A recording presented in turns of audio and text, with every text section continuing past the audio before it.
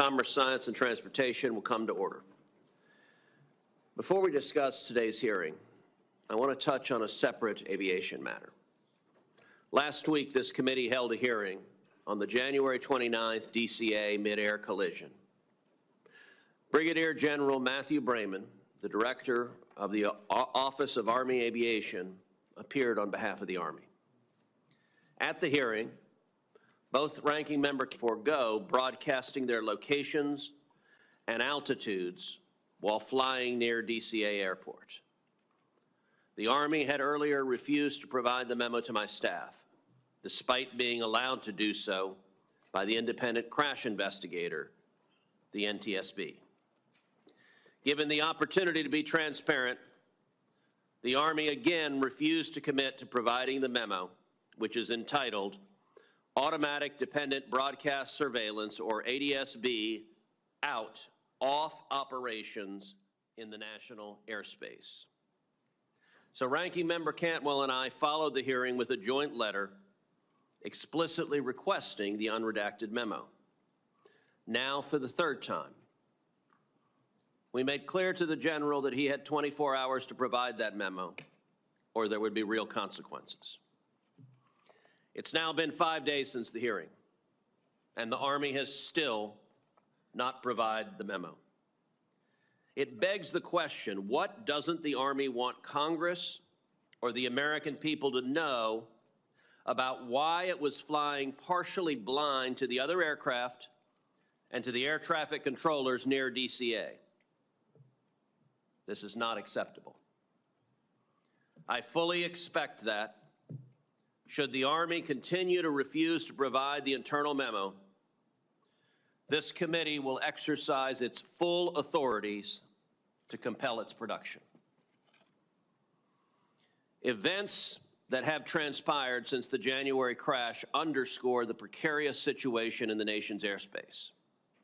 Just last Friday, after the hearing, 3 flights were cleared for takeoff at DCA, while a military flyover was approaching Arlington National Cemetery. The U.S. Air Force T-38 came within just half of a nautical mile of lateral separation and as close as 200 feet of vertical separation from a Delta aircraft departing DCA for Minneapolis. The Delta flight's TCAS sounded a resolution advisory, alerting the pilots to a traffic collision and directing them to continue upwards to avoid a collision. This is far too close, seconds away from yet another disaster. The air traffic center that controls airspace around DC notified DCA about the flyover.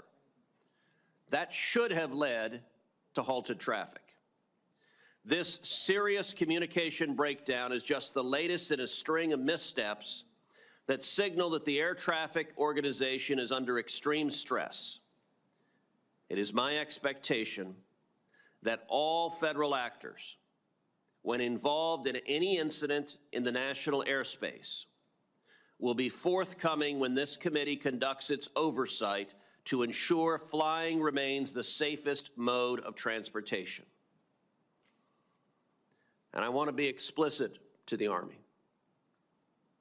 Every one of us here supports a strong national defense, but the Army does not have at its option ignoring the United States Senate.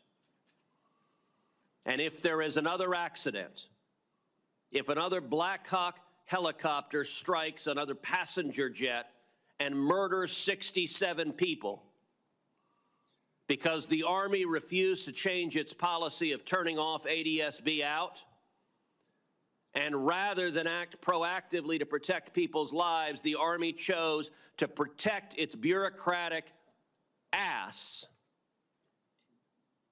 those deaths will be on the Army's hands. None of us want that to happen. The responsible decision for the Army to make is to provide that memo to this committee today. And again, if the Army continues to stonewall, they will face a subpoena from this committee. That brings us to today's hearing. It is essential for members of this committee to hear directly from Boeing about its manufacturing challenges. I'm glad the CEO Kelly Ortberg is here today and here voluntarily. Mr. Ortberg, welcome, and thank you for testifying. For over a century, Boeing has been building aircraft in America. Beginning with the Boeing Model 1 seaplane in 1916, William Boeing built a company that became a household name. As the First World War broke out, the Boeing Airplane Company began building aircraft for the U.S. Navy. By 1919, Boeing's first aircraft designed for commercial purposes took flight. Throughout its storied history, Boeing aircraft have been synonymous with excellence, quality, and safety in flight. That was until October 2018, when a 737 MAX 8 aircraft operated by Lion Air crashed into the Java Sea, killing 189 people. 5 months later, Ethiopian Flight 302 would crash just after takeoff, killing 157 passengers and crew. 346 souls gone in an instant. Family members of those killed have since become tireless advocates for aviation safety. I welcome those family members who are in attendance today and convey my continued condolences for your loss and express my gratitude for your leadership. Thank you for turning your grief into advocacy. The MAX 8s were grounded soon after the second crash for more than 18 months in the U.S. as Boeing worked with the FAA on a software fix to prevent the technological breakdown that contributed to both crashes. I was among the very first senators to publicly call for grounding the plane, just days after the second crash. When the MAX returned to the air in late 2020, many hoped the worst was behind Boeing. But then on January 5th, 2024, Alaska Airlines Flight 1282 departed Portland International Airport en route to Ontario, California. Approximately 10 minutes into the flight, the mid-cabin exit door plug, a section of the fuselage built to seal off unused emergency exits, fell off the plane, leading to rapid depressurization of the cabin. Oxygen masks dropped, and belongings were sucked out of the gaping hole. The National Transportation Safety Board's review found that Boeing failed to include at least 3 of the 4 bolts needed to properly secure the door plug to the fuselage. Thankfully, and miraculously, no lives were lost. But the incident produced fresh doubt about Boeing's ability to safely build planes. Repeated worries about production issues at Boeing and its subcontractors has led many to question the company's ability to design and manufacture safe aircraft. Efforts to cut corners in production or to move the next production phase before necessary parts arrive have led to unacceptable failures. Insufficient oversight of third-party suppliers and lack of sufficient internal auditing procedures created an unsustainable lack of safety culture at Boeing. Since the Alaska Airlines 1282 incident, Boeing says it is working hard to address those concerns, including by developing a plan under FAA oversight for renewed safety and quality in production processes. It recently adapted its Speak Up program to allow employees to confidently and anonymously submit a concern when something seems to be going wrong. While the culture will not change overnight, Boeing must continue its work with the FAA to bring safety and quality back fully to its production processes. The FAA has been evaluating key performance indicators, or KPIs, to track Boeing's progress on key metrics. From discussions with the FAA and Boeing, I am told the company is progressing well and is on track to simplify needlessly complex processes, identify points of weakness, reduce deficiencies, and ultimately improve safety. But these conversations alone will not be the proper reassurance. This committee today wants to hear what specific and concrete actions Boeing has taken to fix the problems. How is Boeing progressing in its KPIs? What changes has it implemented to ensure a strong safety culture? And how has Boeing adapted its quality management system? We want to hear these answers not just from the company's CEOs, but from the company's managers, engineers, and machinists. I know the workers of Boeing desperately want their company to succeed too. So to those at Boeing facilities who are watching, consider my door open to hearing directly from you how you believe Boeing is turning a corner and fixing what went wrong. President Trump is taking great strides to bring back American manufacturing. I very much hope that Boeing is part of that renaissance. I want Boeing to remain a beacon of American excellence in manufacturing. Our country is better off economically, our aviation system is safer, and our nation is stronger when Boeing is stronger. I now turn to Ranking Member Cantwell for her opening statement. The committee will come to order. The committee will come to order, and you will be removed if you disrupt the proceedings again. Mr. Chairman, first, before we begin on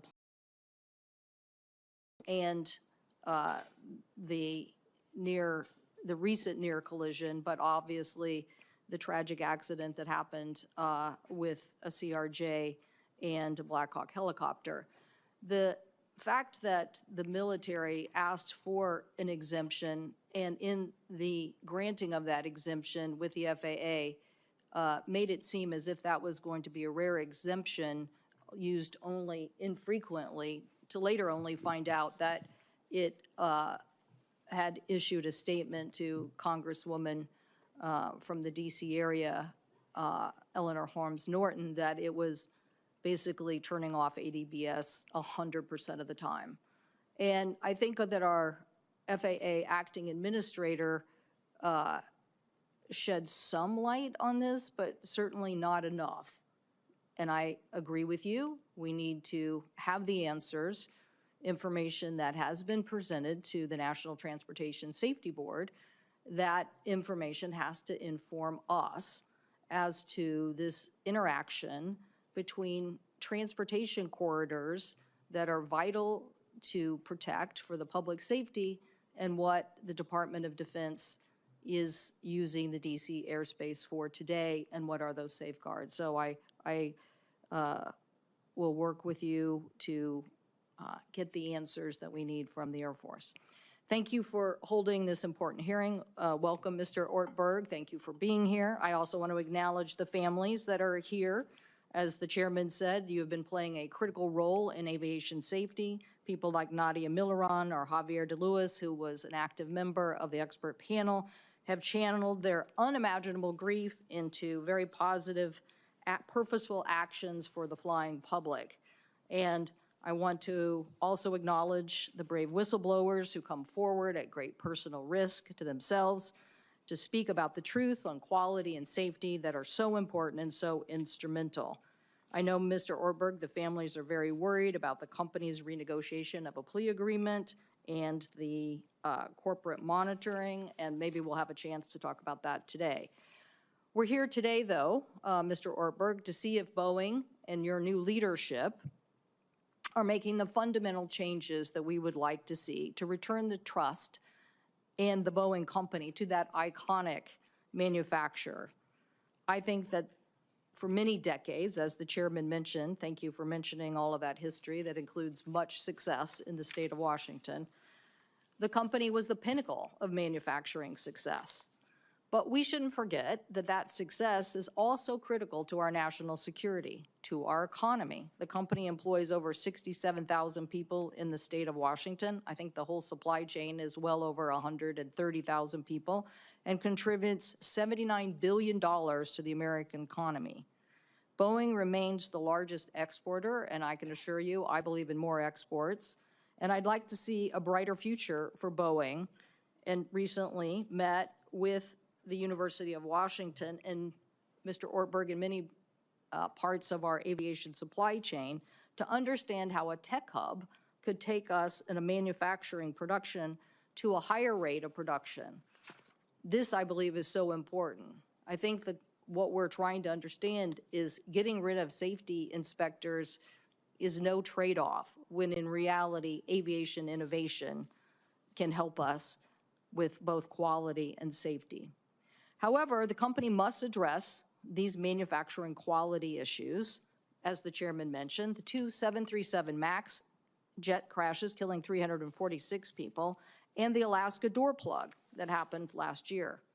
We know the economic impacts of this. Obviously, the MAX, because of a shortcut in safety, cost $35 billion to the company. The door incident and the financial costs to that are just not even good business. But we owe it to the families today to make sure that we are implementing the changes that are necessary to make sure that we are the leaders in aviation safety.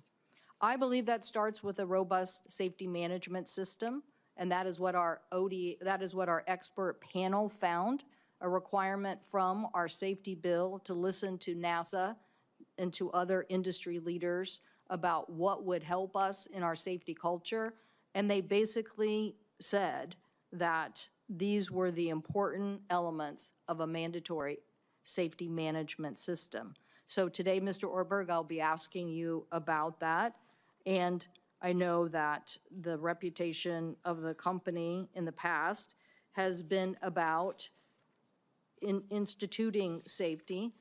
But in 2020, when we passed the aviation safety bill, the law put the FAA back in charge of approving ODA unit members and restricting the FAA from delegating critical tasks relating to critical design features. And I will want to ask you about that today, and how, if the company had a safety management system, yet we still saw the problems of the door plug and other issues. So these issues about inspector staffing models, service difficulty reports, whistleblower retaliation are all issues I hope we address today at this hearing. This country needs a strong FAA to do its oversight job. The Boeing organizational design authorization that is expiring soon will need to be reauthorized, will need to be pushed through by the FAA. The last Federal Aviation Administration Boeing Aviation Safety Oversight Office leader, Ian Whan, decided to give an extension for 3 years, hoping that Boeing would make and show progress on that oversight authority before issuing a longer ODA. So we would love to hear about that today, whether the standards laid out in Ian Whan's oversight are being met at the Boeing company. The FAA needs to continue to play that strong oversight role, and the FAA needs to keep pace with technology.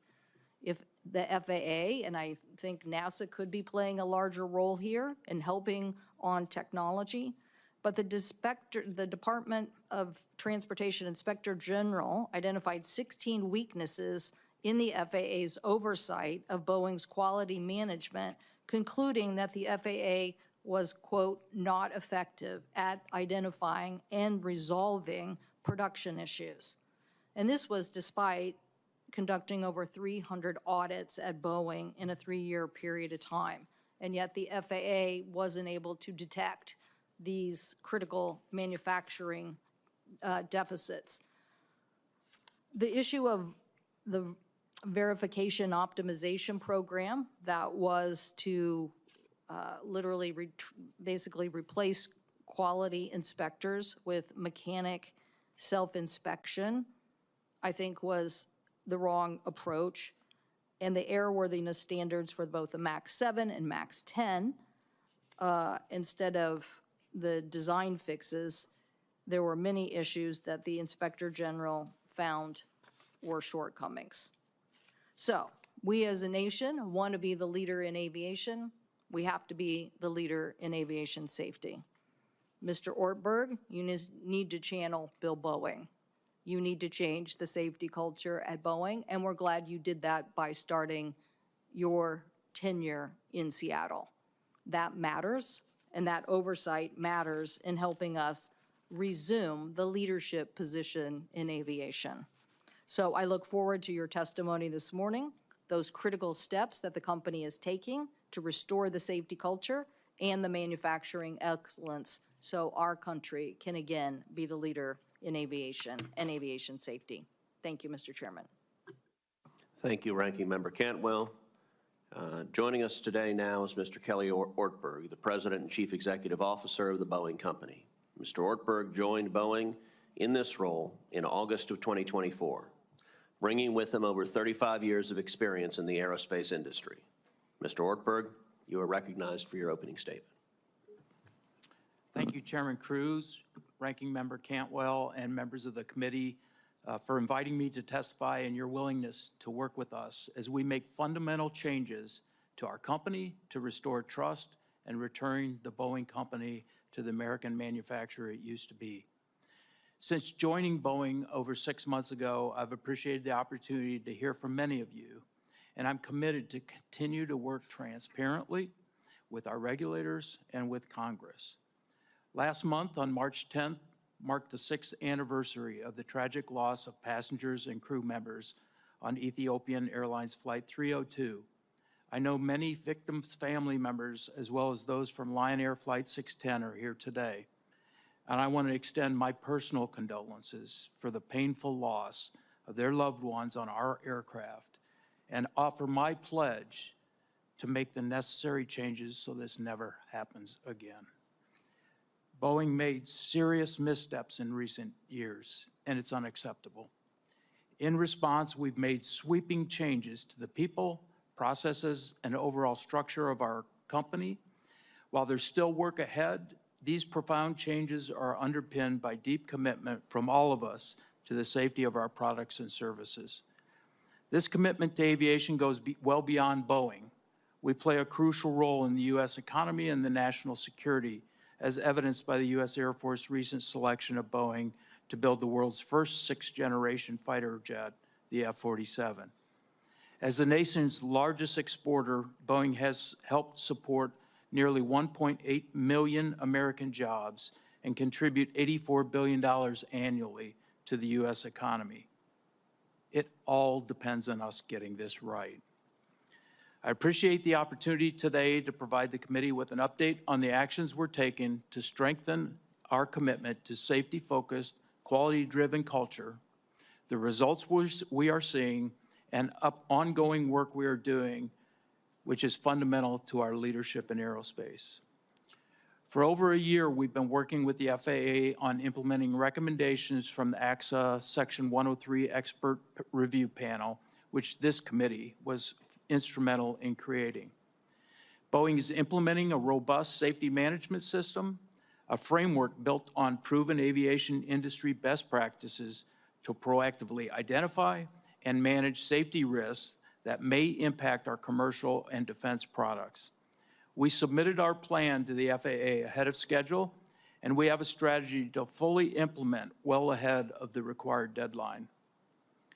Under the close oversight of the Department of Transportation and FAA leadership, we're implementing our safety and control and quality plans and directly addressing the findings from the FAA special audit with a focus on 4 major work areas, including reducing defects, enhancing employee training, simplifying processes and procedures, and elevating our safety and quality culture.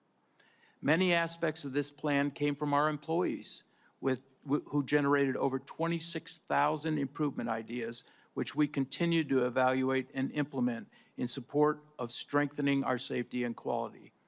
The impact of our efforts are already evident to our airline customers based on their feedback about the improved quality of our aircraft. Culture is perhaps the most predominant change we're making as a company. We're aligning our culture and our incentives with the values everyone expects from Boeing: safety, quality, and integrity. This starts with our leadership, including me, spending more time listening and learning from our employees, working to restore trust, and holding leadership accountable. I moved to Seattle because I believe our leadership needs to get closer to the people designing and building the aircraft. As part of Boeing's future, we took actions in recent months to improve our financial position and completed contract negotiations with our union production workforce in Washington and Oregon. We also expect to finalize the acquisition of Spirit AeroSystems later this year, which is key to delivering for our commercial and defense customers and will help improve our overall quality and performance. I have confidence in our plan because I believe in the dedication of more than 160,000 employees, 85% of whom are based in the U.S., and our nearly 10,000 suppliers across the country. No one is more committed to our company turnaround than our team. Working together, we're focused on connecting the world, protecting our freedoms, and supporting our economy. And in closing, I want to reiterate my thanks to Chairman Cruz, Ranking Member Cantwell, and members of the committee, and I look forward to taking your questions. Thank you. Thank you, Mr. Ortberg. Let me start with just a simple question, which is, can travelers trust Boeing? 346 people died in the two 737 MAX 8 crashes. We are extremely fortunate that no one died in the door plug incident. Since 2018, Boeing's mistakes have caused many people to question whether Boeing is still capable of making safe aircraft. Mr. Ortberg, what can you say here to the millions who will board a Boeing plane this year, to the millions who will put their children on the plane? And I suspect every member of this panel, fly Boeing planes every single week. What can you say to the flying public as to why they should trust that a Boeing plane is safe? Senator, the Boeing aircraft, 737 MAX airplanes take off and land every 2 seconds of the day, safely take off and land every 2 seconds of the day. I'm not denying the horrible incidents that you've outlined. We need to take immediate action, and we are taking action to make sure those accidents never happen again. My family flies on those aircraft as well, and it's critically important that we rebuild trust. And the only way we're going to do that is by building high-quality airplanes, having the metrics out of our quality system that show that we're making improvements. And I want everybody to know the entire Boeing team is absolutely committed to building the highest quality aircraft in the world. Air traffic is the safest mode of transportation, and we need to continue and continue to find and learn if there's incidences so that these don't turn into tragic accidents in the future. As I mentioned, the NTSB's investigation of the Alaska Airlines door plug incident revealed that it was caused by manufacturing errors at Boeing. Mr. Ortberg, you joined Boeing more than 7 months after the door plug incident. What went wrong with the door plug? And what specifically has Boeing done to correct this safety lapse? Senator, first of all, it's unacceptable that an aircraft left our factory without that door plug properly installed. And let me just make that perfectly clear. That can never happen again. One of the things, there's currently an NTSB investigation, as you're aware on that.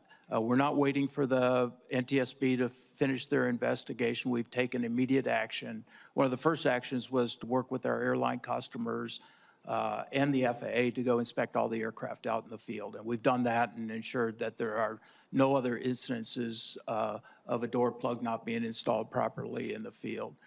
The second thing that we did is we found that the proper paperwork was not completed when the door plug was removed in our factory.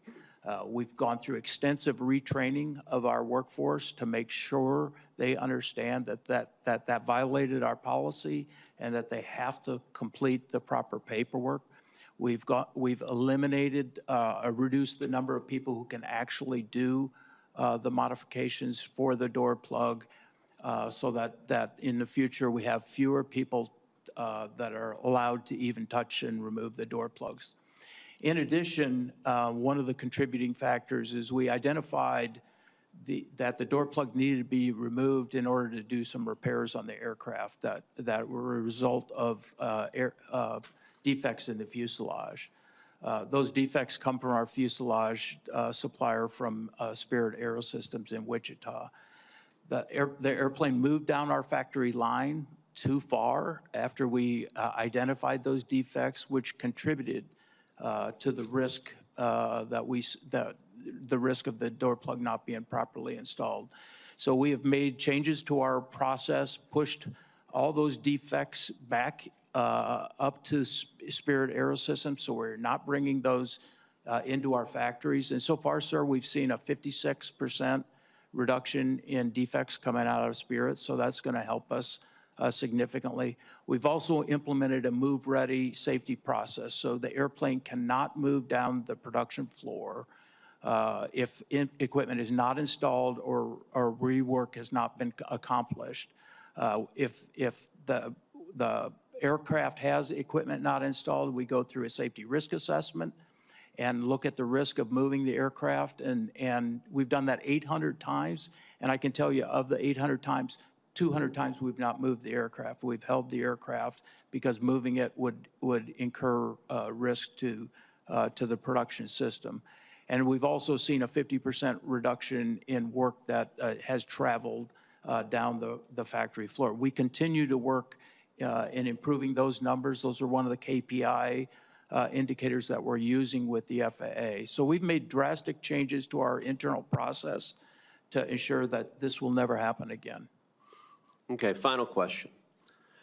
I'm sure you're aware that whistleblowers and others, including Ethiopian authorities, have suggested manufacturing errors, particularly with electrical wiring, contributed to the MAX crashes. Mr. Ortberg, is this an issue you've discussed with Boeing employees since joining the company? And if so, what is your opinion on whether there were also manufacturing defects that may have led to the sensor defect?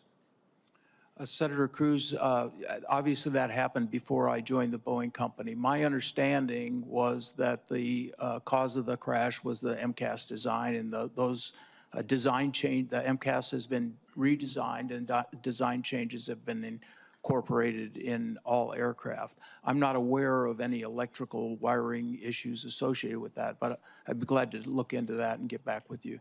So just to be clear, your testimony is you have not had conversations with Boeing employees about whether there were electrical issues that also contributed to that crash? Not specifically, no. Okay, thank you. Ranking Member Cantwell. Thank you, Mr. Chairman. Mr. Ortberg, thank you for the change in tone from the top at Boeing about the safety culture and the focus that you outlined in your testimony, those 4 principles. I wanted to drill down on the safety management system. It has been a voluntary compliance, but our law, well, really actually in the implementation of the 2015 settlement agreement, it was required to implement a safety management system. And then since we've passed legislation for a mandatory safety management system. You mentioned the expert panel. I think they were very critical of the SMS structure that existed at Boeing under that voluntary structure. So how is it that this is going to change? And will you commit today to a fully functioning safety management system that meets the FAA standards? Senator, you're right. We've been operating under a voluntary SMS for approximately the last 4 years. And I think the Alaska door accident was a cathartic moment for all of us to step back and look at what happened and how could this happen within the safety management system.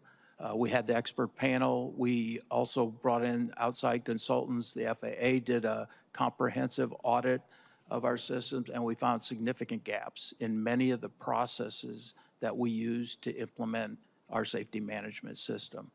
Those gaps are all a part of our safety and quality plan that we're working with the FAA to improve the overall performance. I'm absolutely committed to a mandatory safety management system. I appreciate your leadership there, and we're working to get that done. Actually, I'd like to have that in place by October of this year. We've submitted our draft to the FAA, and we're absolutely committed to moving to a mandatory SMS. Thank you. Thank you for that commitment. The expert panel couldn't have been more specific about this particular recommendation, and I think the industry writ large also thinks it's the gold standard, so certainly appreciate that. Now, when it comes to the ODA FAA oversight and the delegation of authority, this is not, I think the person in charge of this at Boeing has recently been let go or put on leave. So you can tell me how you plan to bolster this position within the company. But when you look at the issues like the MAX anti-icing system issue and the 737 rudder actuator, and these are issues that have been, the subject of, much investigation. In one instance, my colleague who's not here yet, she and I joined a letter asking, for this issue to be addressed and not delayed. So I think the committee's getting a big sense that the NTSB makes recommendations, the FAA kind of ignores them, and then it takes a long time for them to be addressed. And what we're trying to understand is in the ODA process, what structure and oversight, before we hear from the FAA on this point, what do you think about these incidents not being addressed in the oversight process? Like the anti-icing system and the rudder issue. Senator, we've taken a look at the IG report, which has several recommendations, a series of recommendations to the FAA. Many of those recommendations require support from the Boeing company to provide information and data. So I can assure you they'll get full support to ensure that they have access to all the information they need. Now, on a higher level, the ODA, as you know, is a delegation that the FAA provides to us to do some work that a typical FAA inspector would do. I think the ODA is an important element of the success of the aerospace industry. The people that are our ODAs in our organization operate independently. They operate on behalf of the FAA. They have direct line of communication with the FAA, and we've made, as a part of the feedback, we've made changes to our ODA organization structure to ensure that they're not feeling pressure from management to do things that are not proper. And I think that's been effective. We put an ombudsman in place for the ODAs, so they have someone to go to if they see something that they don't like or they're feeling any kind of pressure, they can go to the ombudsman. I think that's helping. And we also survey them to continue to ask them, do they feel undue pressure from management or undue oversight from management to do their jobs. I see that my time is expiring now. I just want to get in this point. You're committing to fix those flaws that I just mentioned, and we can come back to this maybe in a second round, but what are you doing to fix the design and manufacturing defects so that they're not submitted to begin with to the FAA? And so I think as we have to think about our oversight of FAA and the role they play, we're trying to understand what isn't working in this process, that both at the manufacturing level, we have these defects, and then yet they get, checked off on a list. Oh yeah, that's in compliance. And so I don't know if you have a quick answer to that, but. Senator, we're working, I mentioned the fuselage improvements. We've got over 1,000 applications where we're working with our supply chain to improve the number of defects.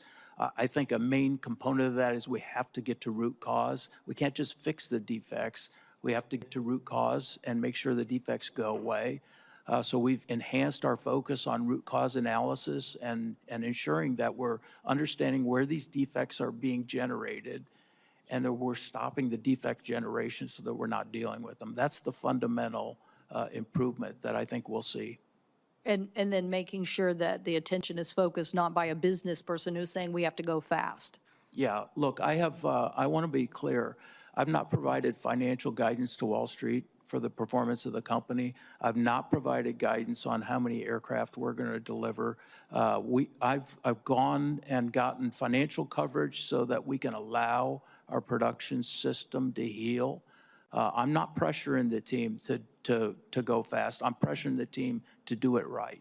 Thank you. That's the most important thing we can do at this point. I agree. Thank you so much, Mr. Chairman. Thank you. Thank you. Senator Fisher. Thank you, Mr. Chairman. First, I want to thank the family members who are here today representing and advocating for their loved ones who lost their lives on Ethiopian Airlines Flight 302 and Lion Air Flight 610, and I want to offer you all my condolences.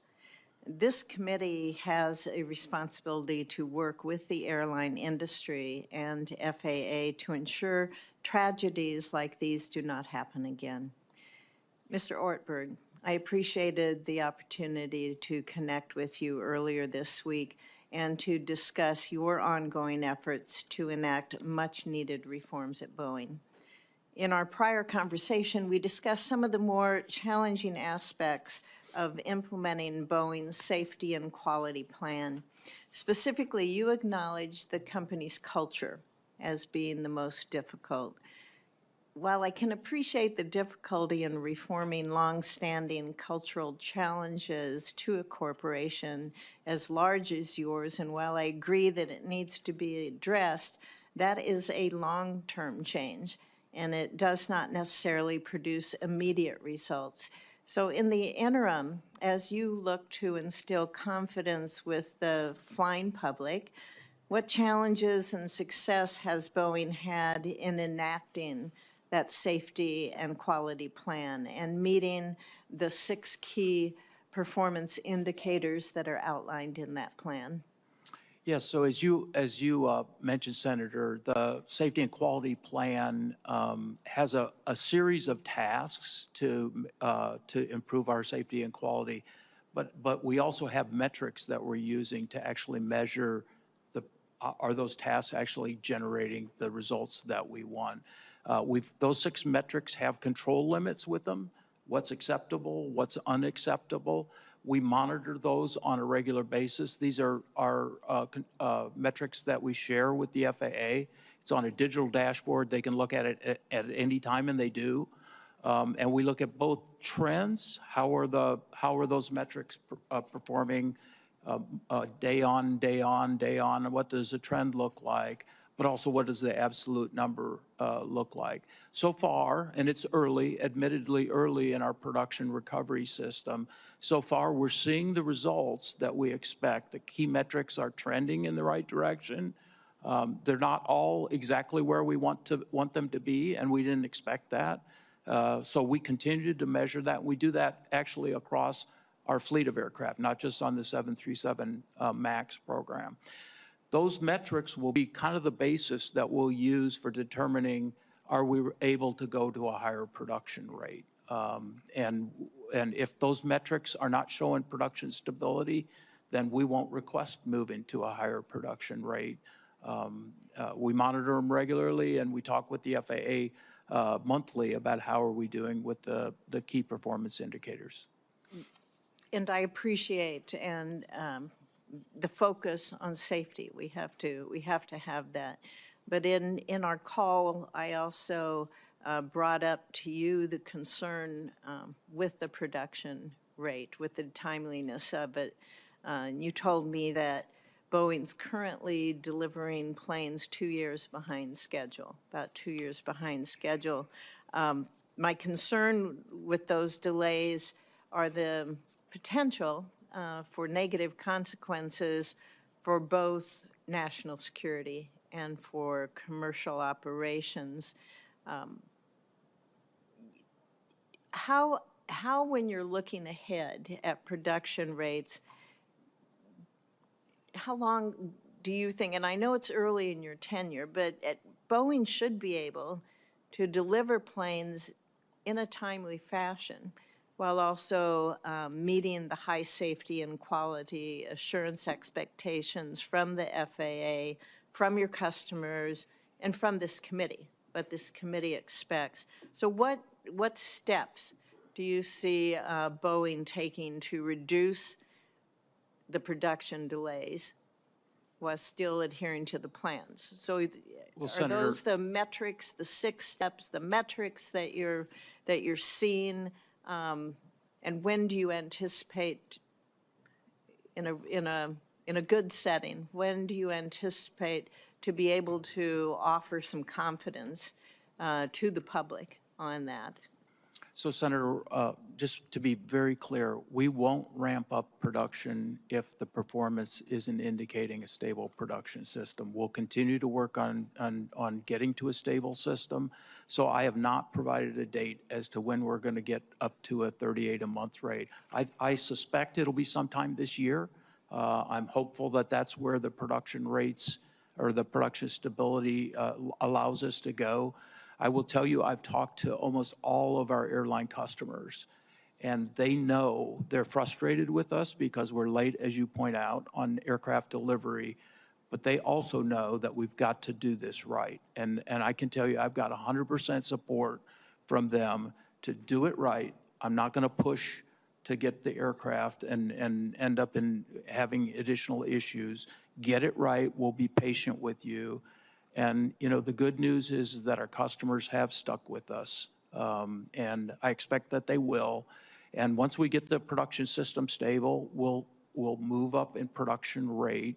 I don't think we'll ever get to where we recover to all those deliveries. I don't think we'll ever get to a rate where people have their airplanes all when they originally ordered them.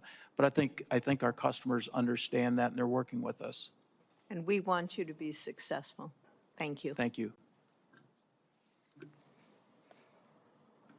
Thank you. Senator Klobuchar. Well, thank you much, Chairman. I just want to start by expressing my deepest sympathies and appreciation to those who are here today who lost loved ones. We just lost a Minnesotan, Wendy Jo Schaefer, in the tragic midair collision in Washington, D.C. And my thoughts are with all of you, and I hope we can make this better. As Chair Cruz noted in his opening statement, there was a recent close call unrelated to Boeing involving a Delta jet that was filled with Minnesotans, including a member of my staff, that came within 500 feet of a military plane. I actually talked to the DOD over the weekend, Mr. Chairman, and they have assured me this is going to be an immediate FAA investigation. From what I understand, this was not about the airline, and we have to figure out what went wrong here. So my questions of you, Mr. Ortberg, thank you for being here. In your testimony, you discussed the efforts to elevate Boeing's safety and quality culture and how you have engaged workers in the process, generating 26,000 improvement ideas from employees. Could you talk about how you have, what work you've done on open communications, and how are you ensuring that employees continue to speak out on issues when they see them? Thank you, Senator. The culture change and allowing people to speak up is critically important to me, and I think to the success of the long term of the Boeing company.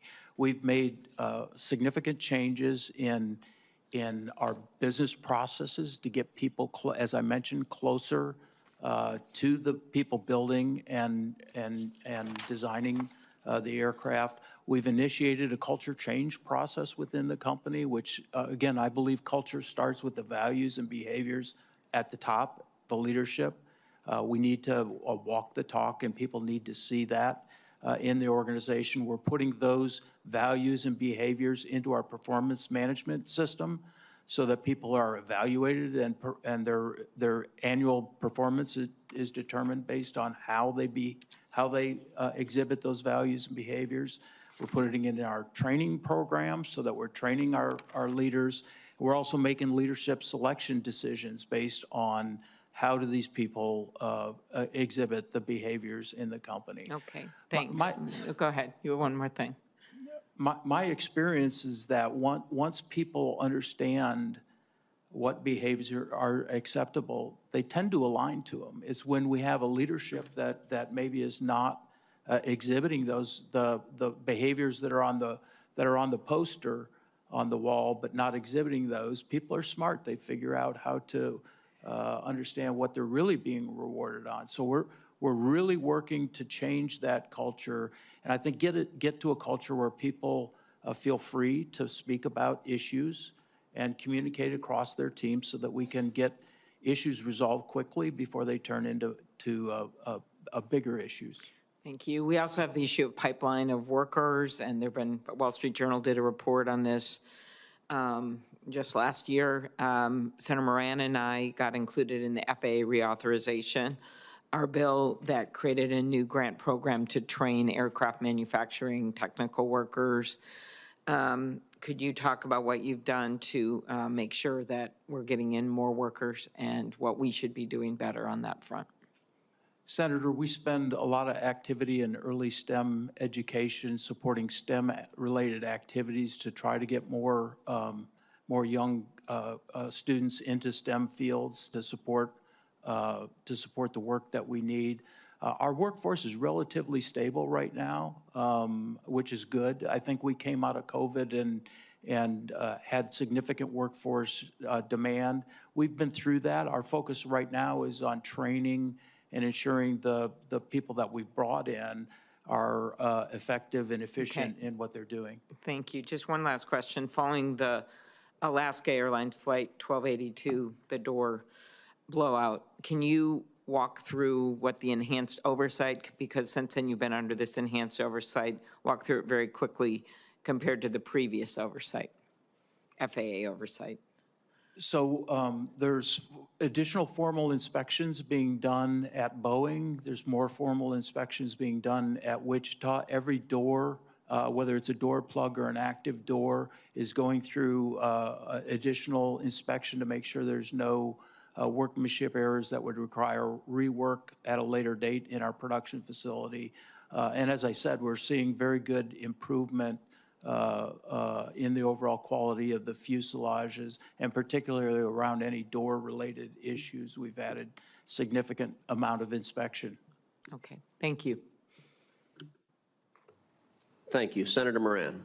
Chairman, thank you. I'm told that with your consent, I get to make an opening statement, and I'm grateful for that because I want to follow up on the point that you were made in your earlier indication of a failure to hear a return from the Army. And just to highlight the issue and its broad magnitude and consequence, the NTSB report in regard to Flight 5342 originating in Wichita, Kansas, and having its fatal conclusion at Reagan National, now 63 days ago. NTSB's preliminary report indicates that within the files of the FAA, the indication is that there were 15,000 near misses between a helicopter and a commercial airplane at Reagan National between October 21 and December 24. 15,000 near misses. NTSB also found in the records of the FAA, it's possible for a helicopter on Route 4 to have as little as 75 feet of vertical separation from airplanes on approach to runway 33. That suggests to me there are significant challenges and potential tragedies that take place at Reagan on a consistent basis, known but not responded to over a long period of time. And one of those issues, because of the potential for those near misses and the fact that they are happening on such a frequency, with such a frequency, is the issue of ADSB out, for which the chairman and the ranking member are seeking information from the Army as to why, at potentially on all occasions, ADSB out is turned off. And so, Mr. Chairman, I'm grateful for your efforts and your indications of how seriously you take this circumstance and your demand for information. In today's hearing, now to my opportunity to ask questions, this accident that occurred 63 days ago reminds me of the fragility of life, and it makes me even more compassionate and concerned for the victims of those who died in previous crashes.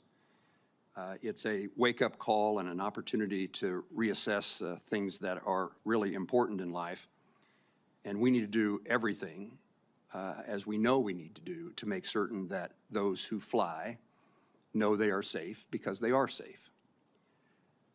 I'm going to ask you, Mr. Ortberg, about a number of things related to Wichita and manufacturing there, but I want to highlight my view that before we talk about the economic and job opportunities that occur with your company, that the most important thing for a future of the aviation industry is the public knows they can fly safely, because they can. In the absence of that, there really is no future for the aviation, for the commercial aviation industry. And so safety undergirds everything that you need to do and that we need to do for a future for your company and a future for the aviation industry in our country. So I want to ask you specifically about some things in Wichita. You were kind enough, you were gracious enough on your third day on the job to visit Wichita. You've indicated in your testimony the role of Spirit AeroSystems to the Boeing company. And I don't know that you said this in your testimony. If you did, I'll repeat you, but otherwise, Boeing is in the process of acquiring Spirit AeroSystems. That is a hugely important company in Kansas, our largest private employer, employing about 12,000 people. And I want to use this opportunity because it will be rare for folks back in Kansas to have the opportunity to ask you about what the future of their jobs are and what the future of many businesses who rely upon work at Spirit. We have hundreds of small businesses who do work for Spirit. Who do work for Spirit, but also do work for Boeing. And so it's not just one company, it's not just Spirit AeroSystems, it's the whole system by which Kansas aerospace and aviation, the air capital of the world, operates. When I first had a conversation with Boeing officials about the potential acquisition of Spirit AeroSystems, one of the things that I think that was said to encourage me to be supportive, this is me putting my own motives into this sentence, but the point was made that it was indicated that without the acquisition of Spirit AeroSystems, the new generation of any aircraft developed by Boeing would not involve work in Wichita or work in Kansas. With the acquisition, the statement was made that the work could be more likely occur. So you're going to build a new aircraft one of these days, and what's the plan for where that work will take place? Senator, we are an airplane company. We will do a new airplane. That's not in the near future, given the financial performance and the challenges that we have. Obviously, we're studying that, and we have to determine what the final design of that aircraft would be to determine where we're going to manufacture certain components. Let me just assure you that Spirit AeroSystems and the work we do in Kansas is critically important. We're spending a significant amount of our capital to acquire that company, and we're not going to do that and move work out of Kansas. The work that we're doing there is going to stay there. In fact, I'm very hopeful that once we get the acquisition closed, we'll find opportunities to do actually even more work. And again, it's critical that we ramp up our production, because as you know, all those fuselages are built by Spirit AeroSystems. So every time we can move to a higher production rate, it's going to create jobs and opportunities for us in Wichita. What's the reason that the acquisition of Spirit makes sense, is necessary for the purposes of Boeing building a safer aircraft and having a process in place that works better than what we saw with the door plugs? Senator, we really believe that being able to focus the organization and integrate it within our commercial production system as a one integrated organization will help us be more efficient and will help improve the overall quality and performance of the fuselages that we're getting from Spirit. Now, as you know, it's not just 737 fuselages. We also have defense-related activity.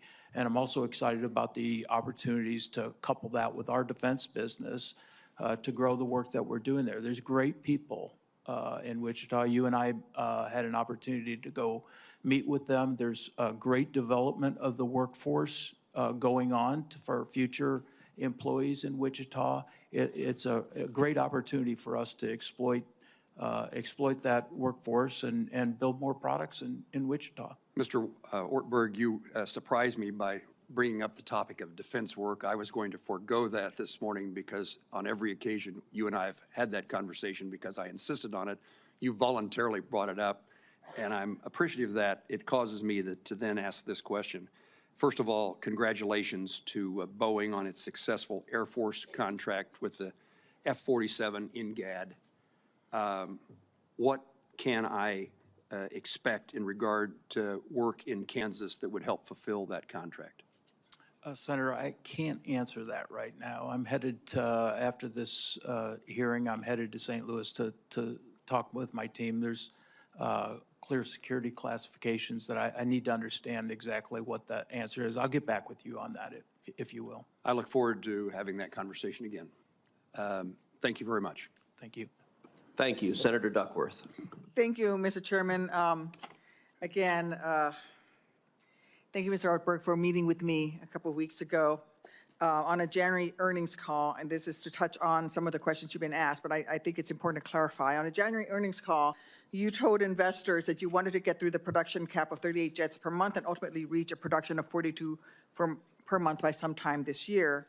When I asked you about this, and as I've listened to you answer some of my colleagues here this morning, I am encouraged when you told me that this was not an expectation that you were setting for Wall Street, and that your priority was to ensure production quality, not a particular increase in the production rate. Can you assure this committee that you have not set a 737 MAX production goal for this year, and that neither Boeing's directors nor its other senior management are under pressure to reach a particular production rate by the end of this year? Senator, we have an internal plan. We have to have an internal plan to allocate our financial resources. So we have an internal plan that has an assumption on the number of aircraft, but we have not committed that plan externally. Normally, airplane manufacturers put out a number of aircraft that they will deliver, and then they march to that throughout the year. We are not doing that. We're not putting out either the financial component or the number of aircraft we'll produce. I have said what I've said here today, which is I do hope that we move from 38, move above 38 per month this year, sometime later this year. When that happens is when these KPIs indicate we're ready to do that. And obviously, we have to have the FAA oversight, and the FAA essentially makes a decision as to whether they approve our ability to move beyond that rate. In light of that internal plan, can you assure this committee that neither you yourself nor any other board member or senior manager at Boeing has a financial incentive tied to an increase in production rate? We have, Senator, we have a incentive plan that's based on the overall performance of the company. If we produce higher airplanes, that will result in higher performance. So it's indirectly, but we don't have a specific number tied to that, and nor have I communicated a specific number to the employees in the company. So the employees are not marching to a particular airplane production rate. But if the production rate increases, there is financial incentives for yourself and other board members and senior managers. Our annual incentive plan has sales, profit, the normal financial measures, and obviously the more airplanes we deliver, the higher those numbers would be. Okay. I want to go to the delegation of inspection authority, a discussion that has already happened today. In October, the DOT's Inspector General found FAA's oversight of Boeing production was not effective. The FAA's oversight was so bad that the IG issued 6 separate recommendations to the FAA to fix its process. There were many terrible findings in the report, but one of the most shocking was that shortly before the door plug blowout, individuals within the FAA wanted to delegate airplane airworthiness inspection authority back to Boeing. Even worse, these individuals at FAA wanted to do this without any criteria by which to assess whether Boeing could be trusted to properly carry out these inspections. It isn't just unacceptable, it's a total dereliction of duty on the part of the FAA. Prior to the 737 MAX crashes and production problems with the 787, FAA allowed Boeing to self-inspect their aircraft to ensure they conform to the FAA-approved type design. However, in the wake of the MAX crashes, we learned that Boeing had abused this authority. Boeing had knowingly and repeatedly produced 737 MAX aircraft with non-functioning angle of attack disagree alerts in blatant violation of the plane's approved type design. And I believe strongly that FAA must not delegate inspection authority back to Boeing until, at a minimum, FAA fixes its own ineffective oversight of Boeing's productions. Mr. Ortberg, will you commit to not seeking and not accepting delegation of airworthiness inspection authority from the FAA until the FAA has implemented all 16 recommendations from the October Inspector General report?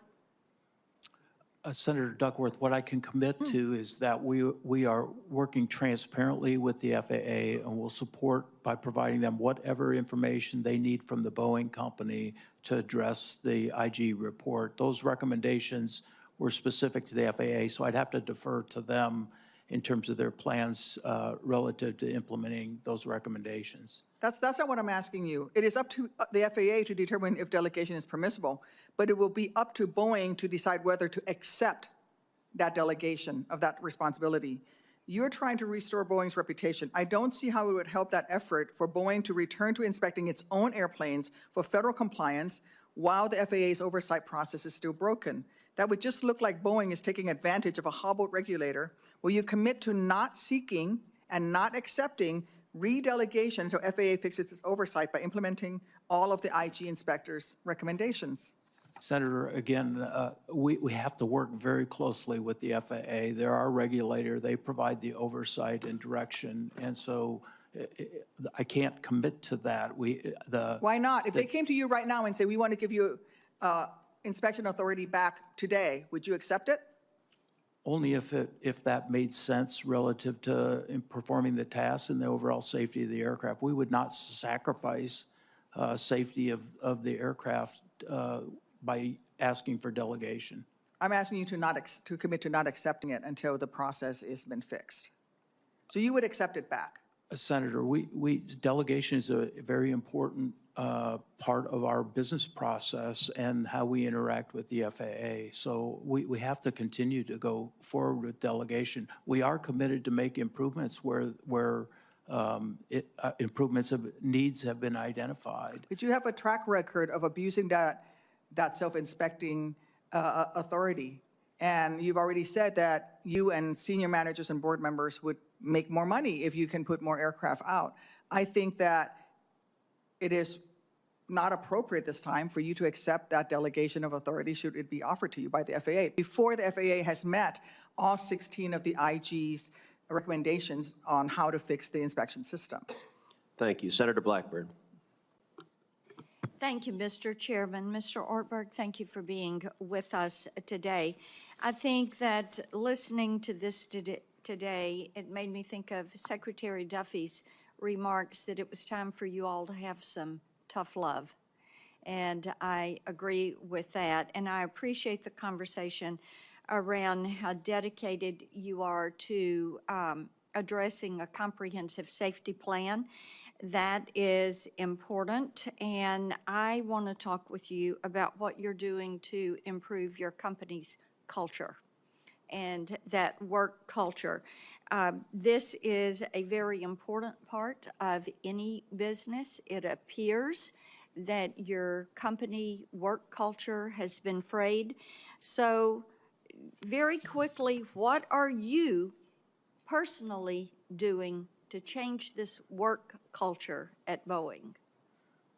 Senator, the first thing I'm doing is leading by example and getting our people closer to the people doing the design and the production of the airplane. So Tomorrow I'll be in St. Louis with the people that are manufacturing military airplanes on the floor.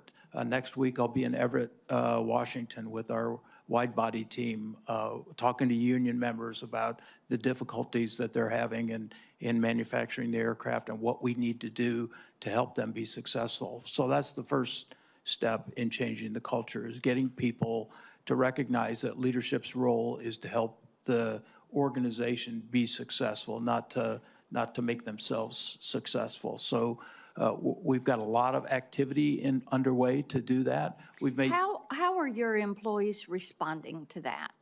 very positively.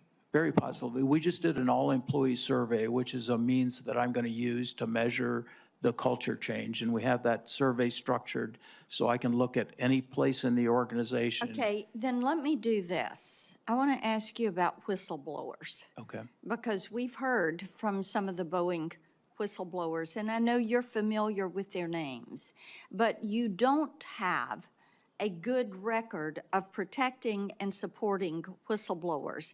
And some of the stories around these whistleblowers has been very upsetting to people like me who have worked through my public service to protect whistleblowers. I think that they're essential. So talk to me about what you're doing to change that policy to support and not to ostracize or isolate whistleblowers. Senator, the company has an anti-retaliation policy. It's unacceptable for anybody to retaliate against, whether it's a whistleblower or anybody bringing up a quality issue. And I've made that perfectly clear in all of our all-employee meetings, all-employee sessions. In fact, I've told employees if they have an issue, send me a note. I'll address it. And some have sent me a note.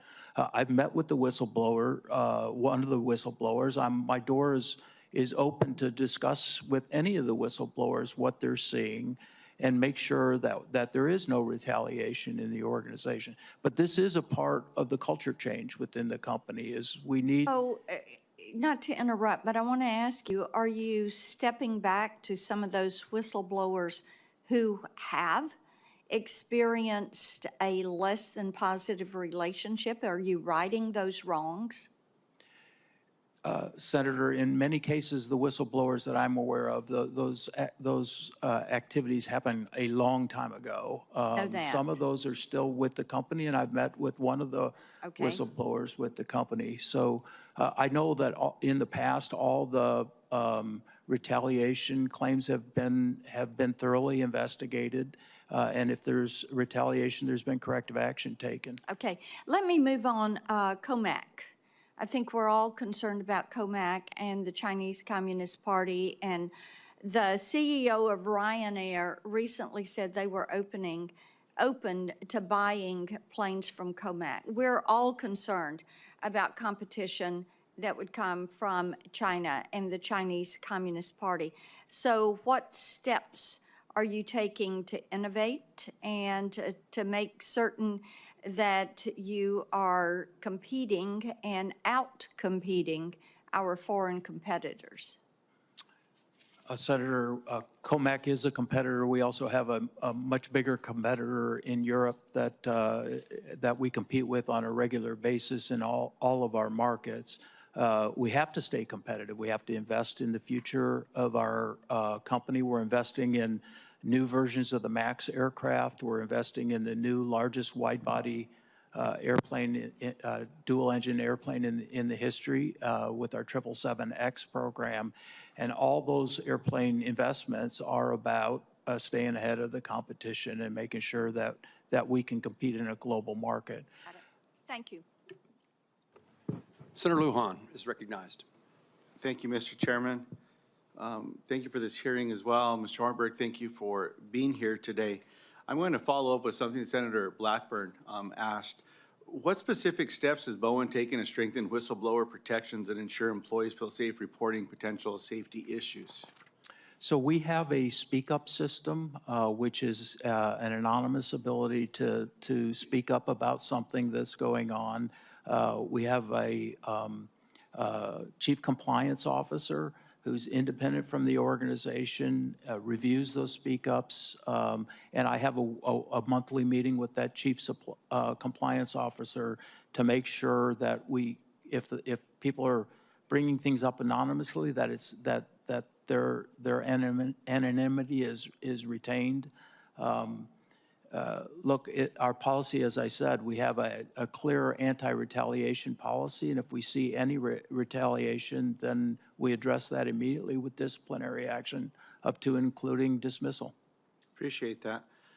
Representatives from Boeing's Machinists Union, SPEEA, the Society of Professional Engineering Employees in Aerospace, have emphasized the importance of employees feeling empowered to speak openly about those safety concerns.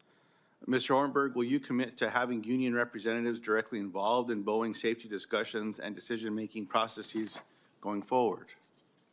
Yeah, Senator, we've made actually some new changes in that regard. As a part of our recent IAM negotiation, we set up to where the IAM, the union actually has an annual meeting with our safety committee of our board, so that they can actually go completely around the management and talk directly to our board of directors about any safety issues that they see.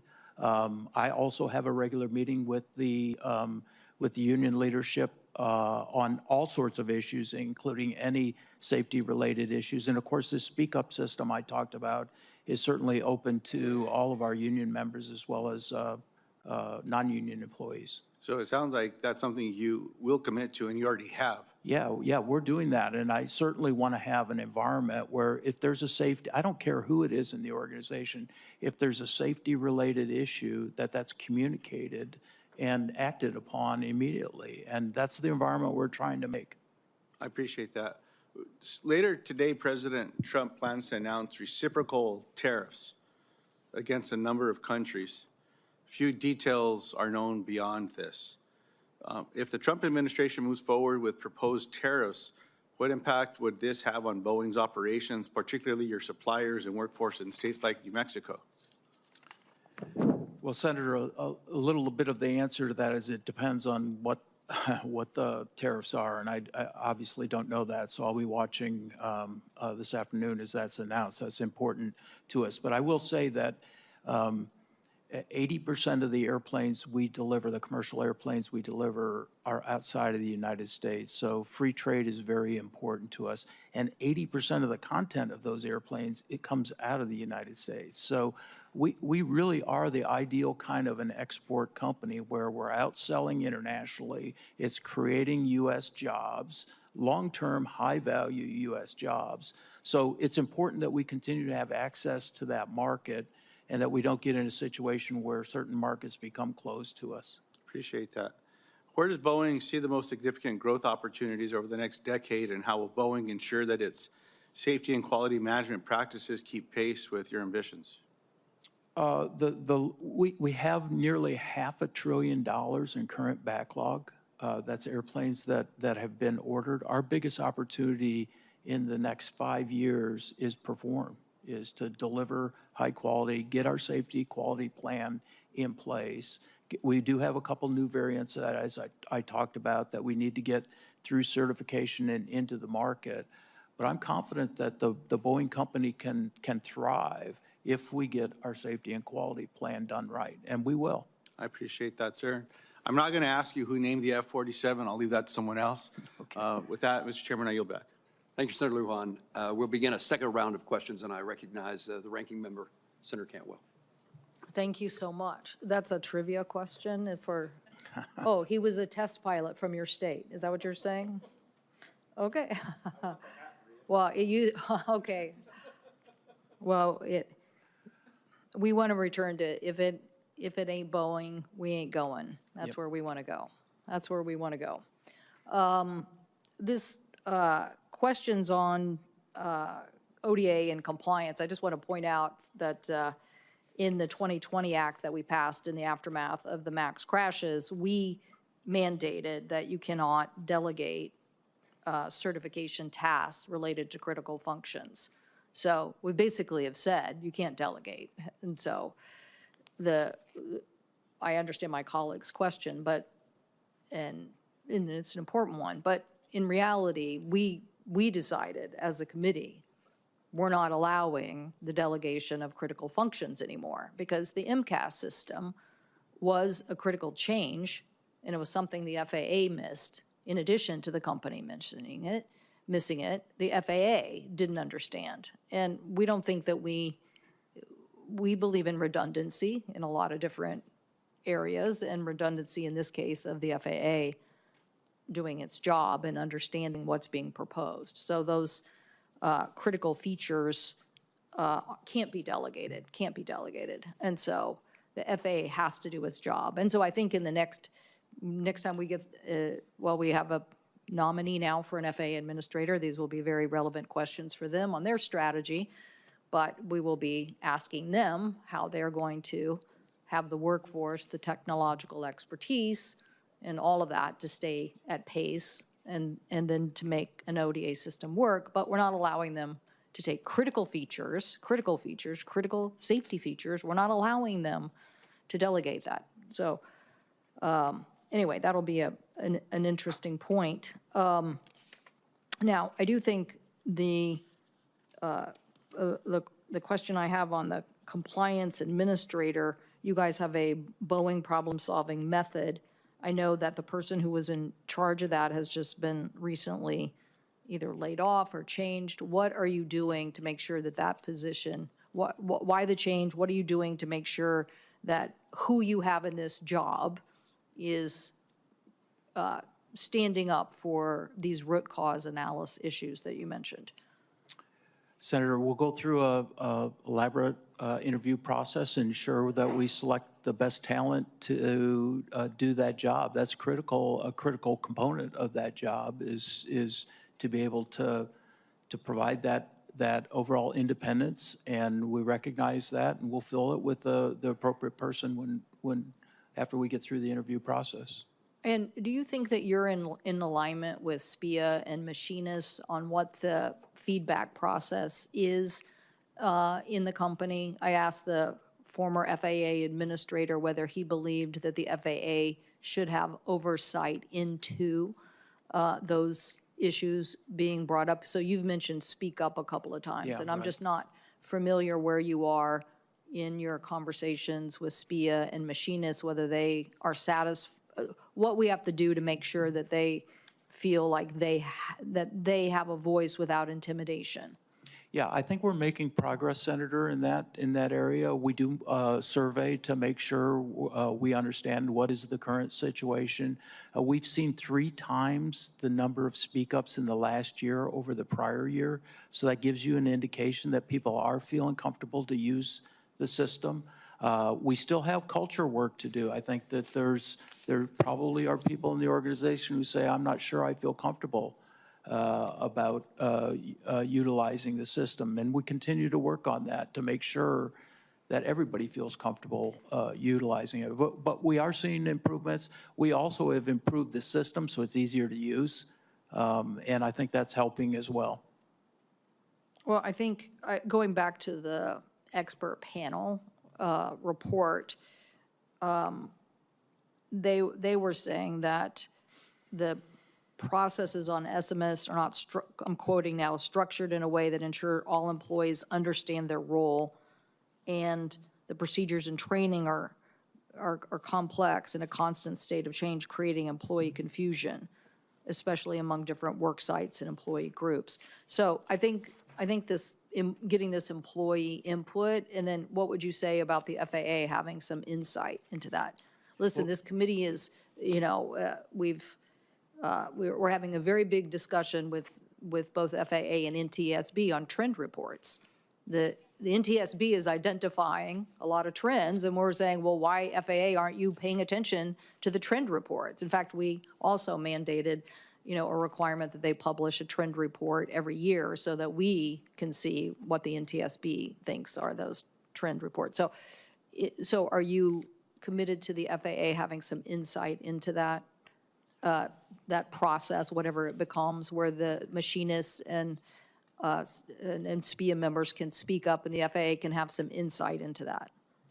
Yes, Senator, we're absolutely committed to that. And I've talked to to the FAA. I've talked to Chairman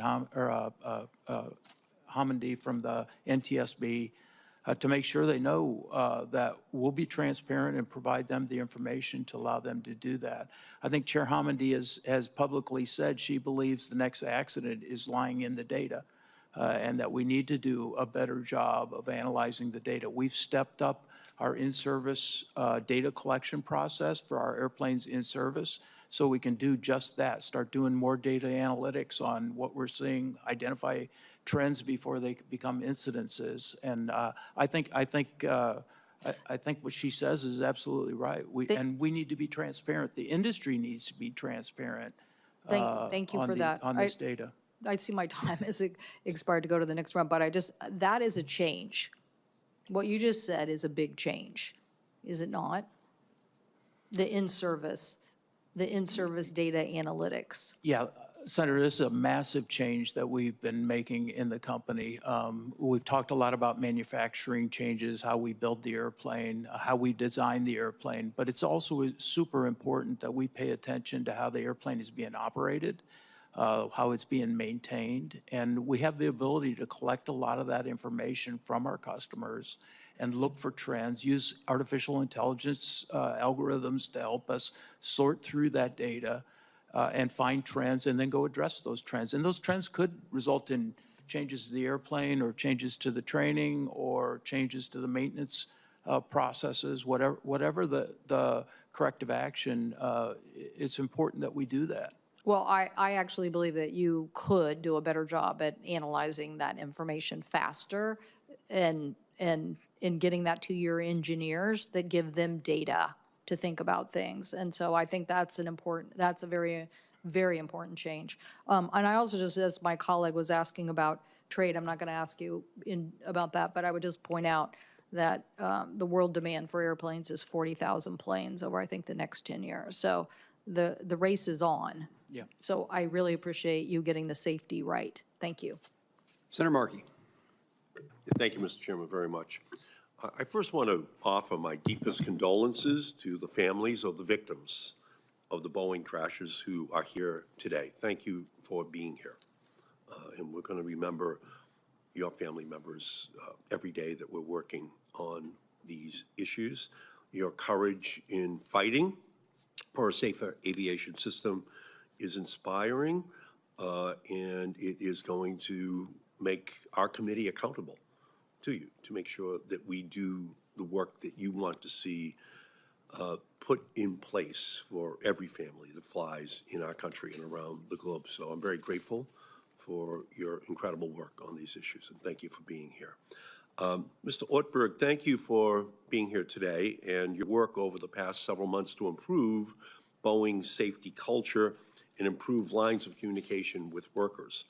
I want to discuss that safety culture and the importance of labor representation in key engineering decisions.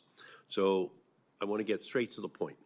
Mr. Ortberg, does Boeing currently have a single representative of workers on its board of directors? No, sir.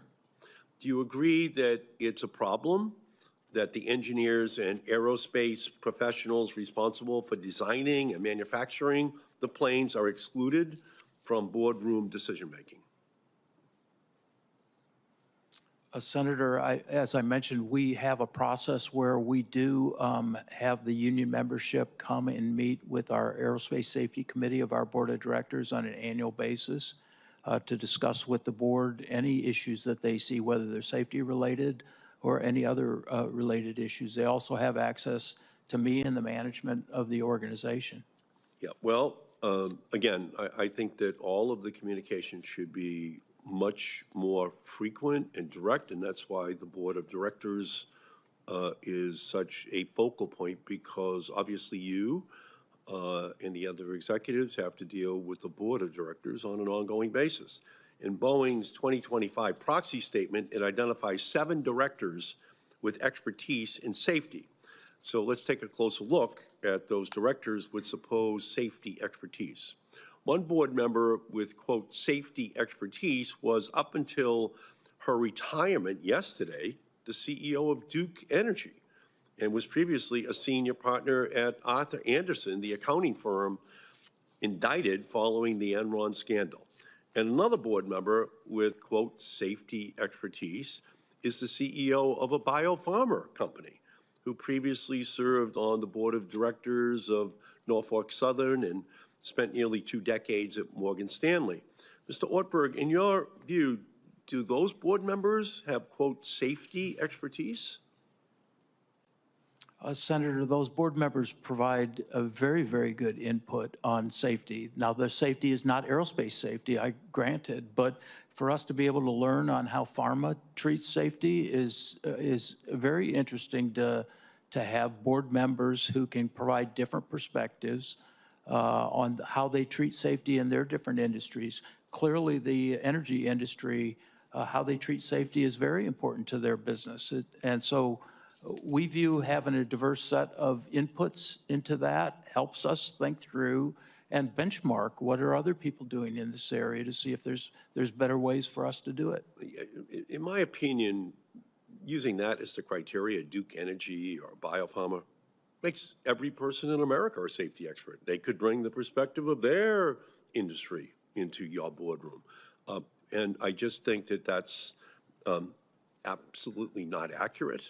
That there has to be a particular expertise about the aerodynamics that are at the heart of your industry, and that's a very, very specialized kind of safety knowledge. So there's no way that these board members should qualify as safety experts any more than any other industry should. And I recognize that Boeing has added a couple of individuals with real expertise and experience flying planes and overseeing important organizations over the past few years. But Boeing's board still includes numerous financial professionals and no representatives from its workforce. Financial engineering and real engineering, never the twain shall meet, just 2 different concepts altogether. So let me address this from a different perspective. The FAA has delegated authority to Boeing to conduct certain safety and compliance oversight on its design and manufacturing processes. In return for that delegation, the public should be confident that Boeing is prioritizing safety at all levels of the organization. But without representation of workers on its board of directors, Boeing is still flying blind because you don't have the workers there on the board giving the insights that the board should hear about whatever safety defects are potentially going to rise. And again, the board should not be shielded from hearing this directly. So, Mr. Ortberg, do you agree that companies like Boeing that have been delegated, you've been delegated the oversight authority by the FAA, you're given essentially a take-home exam that you shouldn't include representatives of the workers on the board of directors to make sure that you're hearing their voices on an ongoing basis? Senator, at every board meeting, we have an Aerospace Safety Committee meeting that goes through all safety-related issues. That input comes from anywhere in the company, including our labor workforce. So I do believe that the message is coming through. I think the message is analyzed, and the board takes it very, very seriously. Well, from my perspective, that's not enough. That the board members themselves should be hearing from a worker with expertise in safety issues. So they're hearing it directly in every board meeting, what the concern is that workers may have. And I think it's a fair trade, to be honest with you. Boeing receives some authority to self-regulate while creating structures on its board to ensure that it is prioritizing safety and not profits. And that's why today I am introducing the Safety Starts at the Top Act, which will require major aerospace manufacturers that have been delegated regulatory oversight from the FAA to include multiple labor representatives and safety experts on their board of directors. Safety must start at the top, and the top is Boeing's board of directors. Safety must be in the room. Expertise must be in the room, and I'm looking forward to working with my colleagues to ensure that that kind of representation is on the board. And I thank you, Mr. Chairman. I thank you, Mr. Chairman, for your indulgence. Senator Markey, thank you. Senator Rosen. Well, thank you. I really appreciate that. And I want to thank the chair and ranking member for holding this really important hearing today. And last year, this committee held a hearing to discuss the findings and recommendations issued by the Organization Designation Authorization, ODA, the expert review panel. In that hearing, I asked a question about how the ODA report found that input from Boeing's pilots were neither consistently nor directly delivered to the highest levels of decision makers in the organization. I believe it's essential to make sure that pilots have a seat, not just in the cockpit, but at the table, so that we ensure their expertise guides and enhances airline safety. It's why I'm glad to see that in the summary of its new safety and quality plan, Boeing has committed to elevating human factors and strengthening the role of pilots in the design process. So, Mr. Ortberg, how has the role of pilots in the Boeing design process changed since the ODA review? What are you doing differently now? And what will Boeing ensure, and how will you, ensure that there's meaningful and consistent input from pilots integrated and prioritized into the design process?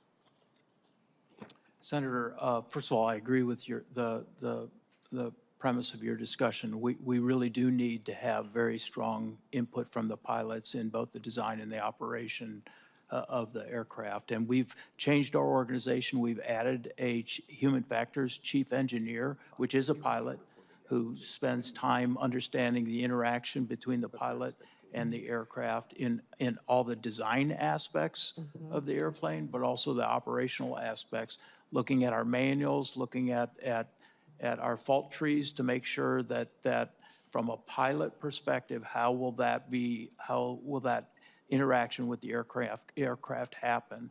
And I think this is an area that will help improve our overall safety going forward.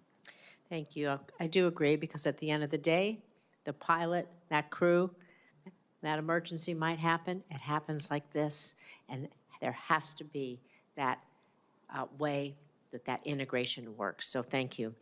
I want to talk also a little bit about retaliation and its impact on safety, because the ODA expert panel report we reviewed last year found instances where Boeing supervisors worked on annual assessments, on self-audits or investigative processes, which could present conflicts of interest. It could erode independence or even compromise Boeing's commitment to a non-retaliatory and impartial environment for its workforce. Throughout the report, those folks interviewed gave examples of the consequences of raising concerns about potential interference and retaliation from managers and supervisors. It's not acceptable. Not acceptable. So, again, do you have confidence that Boeing is now taking the necessary steps to implement systems that provide workers with multiple channels for raising concerns? Because this is really important that they're addressed without fear of retaliation, as well as creating a culture of encouraging and incentivizing safety at every level. And it's just so important that each piece of the puzzle, if somebody has a concern, that they are able to raise it without fear of retaliation. I can't stress this enough, because as you know, lives are on the line when people sit on your planes. Yes, Senator, first of all, I agree with what you said. I think it's absolutely critical that we have an environment. We did take the feedback from the report, and we've changed our organization structure to address that specific issue. So we provided more independence for the ODAs, and they don't have a situation where someone's providing a performance review that could apply pressure to them. So I think we've sincerely addressed the concerns that were outlined in the report. And as I said before, we've added an ombudsman as well to the ODA, and that gives them someone to go talk to if they see something or if they're concerned about bringing up an issue.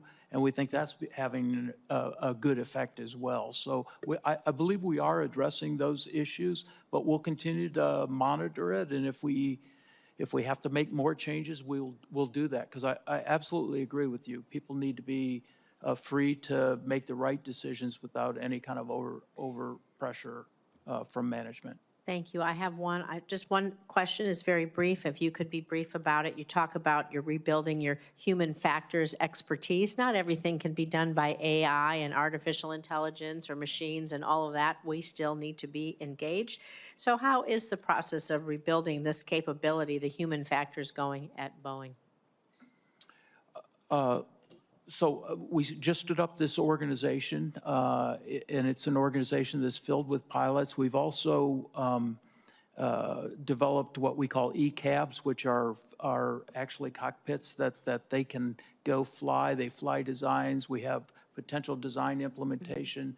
They go fly those to look and understand what the pilot implication is early in the design phase, so that they can drive human factors related requirements into the design, and we don't have to deal with it later on after the design is done. So I do think we're making really good changes to get more of that upfront in the design and development process, and we're filling this with world-class people who are very expert at flying aircraft. Yeah. Thank you. I yield back. Thank you, Senator. Senator Blunt Rochester.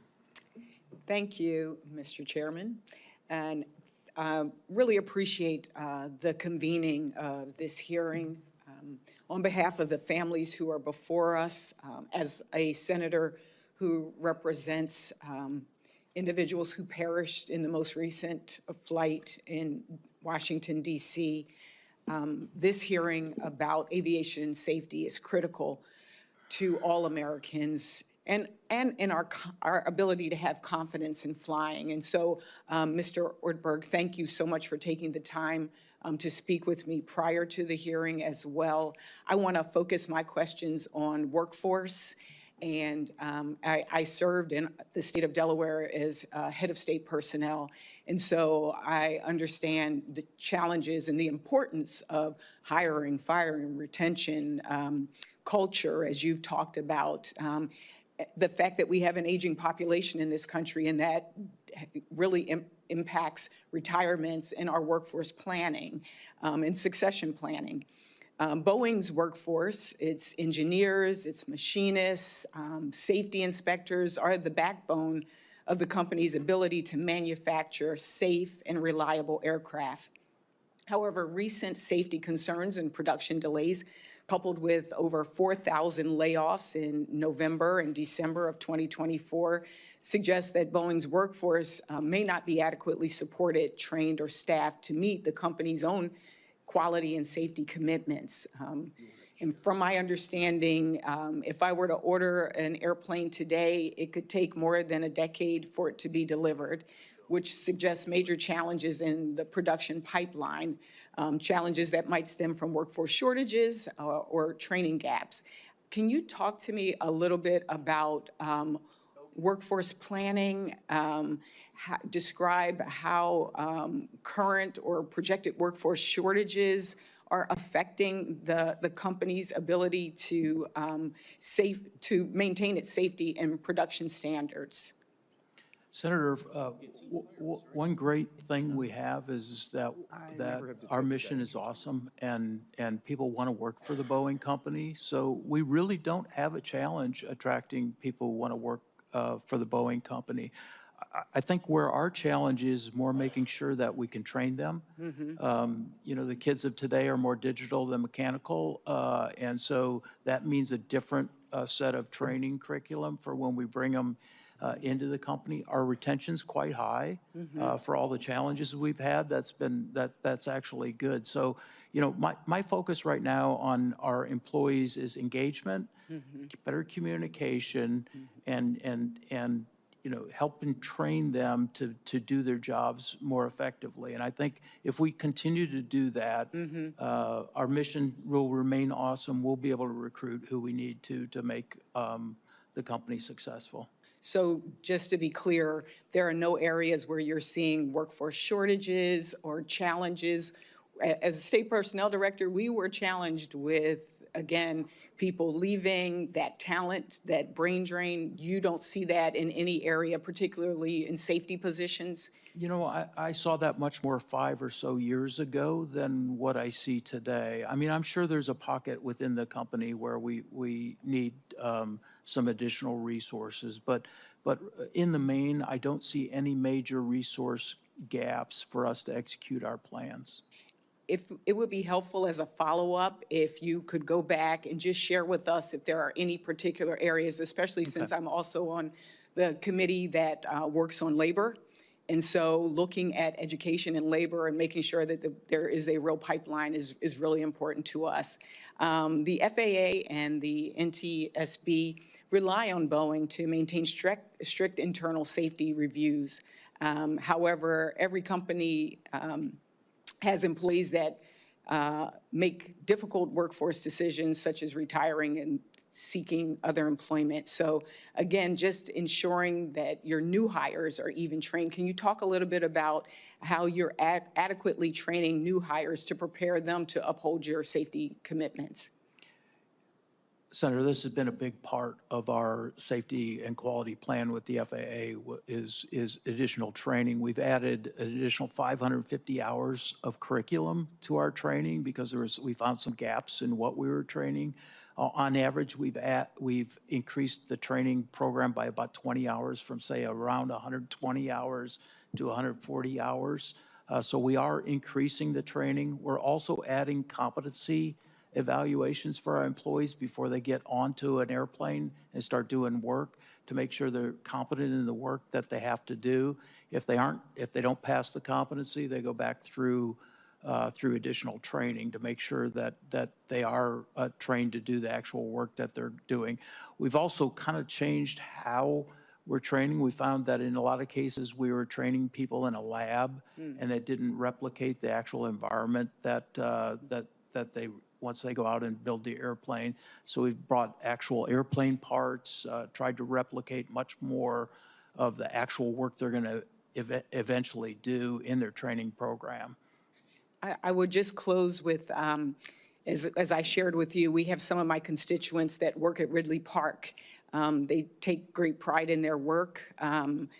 They've been fortunate to have good leadership, union leadership as well, that have advocated for fair wages and safe working conditions. And I would love to follow up on your relationship with labor unions, and particularly with increased automation and global competition, just the concrete steps that you've taken to protect and sustain union jobs for the long term. Thank you, Senator. Senator Young. Thank you. Thank you, Mr. Chairman. Mr. Ortberg, great to have you here today. I appreciated the phone call we had just days ago, and want to learn more in coming days, weeks, and months as it relates to your new strategy for improvement, but you've done a good job answering questions today. There is, as we discussed, there's been a public loss of trust due to systemic issues that have put lives at risk at your company. I get the sense from our conversation and also your answers to questions today that you realize this, you're committed to changing this, and we are here to the extent we can be constructive in that effort, either critically or supportively in making sure you succeed. Relatedly, AI, automation, and data analytics, I keep hearing have the potential to revolutionize production, not just in the aerospace industry, but also seemingly every other facet of life and certainly manufacturing. I'd like to understand what concrete steps Boeing is taking to ensure that these tools of the digital economy aren't just in place, but are going to make a measurable difference in preventing defects, predicting failures, restoring public confidence in your aircraft. Has Boeing integrated AI or automation to detect defects before planes are delivered to customers? And if so, how effective has it been so far? Senator, we use generally large language models. We're using those large language models right now to enhance our assembly instructions and our documentation to make sure that it's clear, it's more concise, and that will help with the overall safety and quality of the aircraft. I know we're doing data analytics as well using AI algorithms. I'm not an expert on that, so I can't give you too much details, but certainly can look into that and get back with you. But I assure you our team is looking at how to utilize AI to do the data analytics to find trends and predict trends and improve the overall performance of the aircraft. That's great. I know it'll be important to your customers, to the broader public, and to your employees moving forward. You have 8,000 direct and indirect jobs that your company supports just in the state of Indiana alone. I want to thank you for that. Almost, $500 million of economic impact on our state. In light of these new tools like AI and automation, can you speak to steps that Boeing is taking to ensure that the employees are adequately trained and prepared for this future of aerospace, which we all anticipate bringing more safety to the operations and things we manufacture as well? Yeah, so within our engineering organization in the company sits expertise in AI, and we have our own internal AI algorithms, so we're not using external algorithms and data. And we have a training program where we train new engineers on how to utilize these AI tools in their everyday tasks. So, it's almost like, how do you design a circuit card? You have to have training, and people have these tools, and they're available to our engineers, and they utilize them on a day in, day out basis. If there are things that we can be doing here at the federal level of government to change existing workforce training programs, to better prepare even our young people for these jobs of tomorrow, which increasingly seem here today. So the changes in the technology and therefore the workforce skill needs are changing so quickly. But we want to keep up the best we can. So please don't hesitate to work with members of this committee on optimizing those programs or replacing them if necessary. How is Boeing leveraging data analytics to track patterns and maintenance issues to prevent future failures? Is that something you could speak to? Yeah, we have a program we call our COST program, which is a program with our airline customers where they report data to us, and we have a large base of airline customers. Not everyone reports, but most of them do. And that allows us to analyze events, look for trends, follow up on safety issues with the airlines. It's been very effective. I mentioned earlier, we're stepping up our efforts in those analytics to look for more trends using AI tools to sort through the data to see if there are trends or things that we can't see with the human eye, and ensure that we're identifying those before they turn into an incident. Thank you, sir. Chairman? Thank you. I will now call on myself. Thank you, Senator. Good to see you, Mr. Ortberg, and really enjoyed our visit, and we had certainly something to celebrate when we were able to talk about that. We can talk a little bit more about that, but I did, one of the things I found fascinating about our conversation as it relates to this hearing, probably more specifically, is the culture shift, right? That the transition from different divisions and maybe some different silos to sort of more of a team-oriented spirit. Could you just talk a little bit more about what that looks like practically as you guys have made some internal decisions about that? Yeah, so culture is very important, and I think in some cases we're too isolated. Our people stay in their swim lanes or their organizational lanes, and everything we do is team-based in the Boeing company, large teams. And so to be most effective, we need people working across the organizational boundaries and feeling comfortable to do that. And so we're off on a big effort to change the culture of the company. And that starts with values and behaviors and how we reward people and how we evaluate people and how we select people. And we're implementing those. This is going to be a big year for us in the overall culture change. I'll tell you one thing that that excites me is that the employees of the company are the ones who really want to see the company culture change. They recognize that we need to be better in how we work together. So I think we've got the case for change really nailed. We're just going to have to go do the hard work of making sure we walk the talk and get the right people in the right positions. And you guys obviously work with a lot of vendors and suppliers across the country. So in light of this hearing, what are some of the things that you're doing to ensure the highest quality and safety and all of those sorts of things?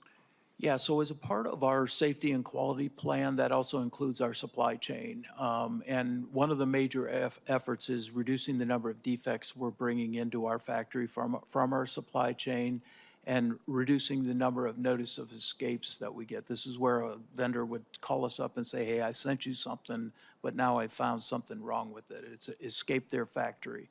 And major activities to reduce those. One is stronger first article inspection and doing first article inspection when we actually move a product even within a company. So if it moves from one location to another or one factory to another, reevaluating the first article to make sure that something didn't happen in that transition. We have 1,000 activities underway or 1,000 vendor engagements underway right now to improve the overall performance and safety and the quality of the deliveries from our supply chain. And we are seeing better performance. I mentioned earlier the fuselages that we get from Spirit AeroSystems. We've seen a 56% reduction in the number of defects that we're having to do repair on in our factory facilities. And we got more work to do there, but I do think the getting to root cause and getting these defects out of our supply chain is just as important as getting them out of our Boeing production system. Well, switching gears just a little bit to something that obviously hits home. I also serve on the Armed Services Committee. And, you know, the Next Generation Air Defense or our dominance, the program was, whether or not the administration was going to move forward was sort of paused in the previous administration. And then the selection of what that next gen fighter was going to look like.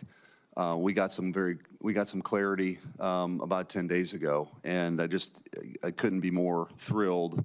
You know, of course, St. Louis is the sort of the hub of the operations on the military side, and we're building the F-47. It's thousands of jobs. I know everyone is very excited about that, not just for our country, but in Missouri. Could you just talk a little bit about that program and how you see that playing into this architecture of our national defense? Well, first of all, this contract award is very, very, very important to the Boeing company. In fact, I'm going to St. Louis tonight to go congratulate the team on this very, very large win, and we're honored to be given this opportunity. Our fighter business in St. Louis is historically legacy fighters, the F-15, F-18. As you know, the F-18 is reaching towards the end of its life. So this is an important program for us to continue our fighter franchise in St. Louis, and will create jobs and opportunities for a long time coming. So we're very pleased to have that. It's generational. We're happy about that as well, and look forward to working with you on that and so many other issues. Mr. Chairman. Thank you, Senator Schmidt.